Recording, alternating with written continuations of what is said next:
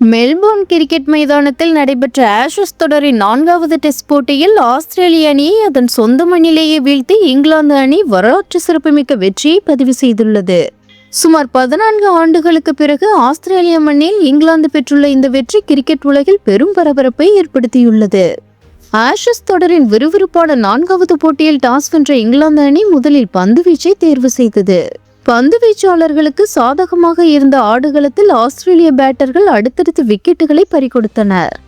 Australia முதல் இன்னிங்ஸில் 152 ரன்கள் 45.2 ஓவர்கள், இங்கிலாந்து முதல் இன்னிங்ஸில் 110 ரன்கள் 29.5 ஓவர்கள், ஆஸ்திரேலியா இரண்டாவது இன்னிங்ஸில் 132 ரன்கள் 34.3 ஓவர்கள், இங்கிலாந்து இரண்டாவது இன்னிங்ஸில் 178க்கு 6ஆகவும் 32.2 ஓவர்களும் எடுத்து இங்கிலாந்து அணி 4 விக்கெட்டுகள் வித்தியாசத்தில் அபார வெற்றி பெற்றது.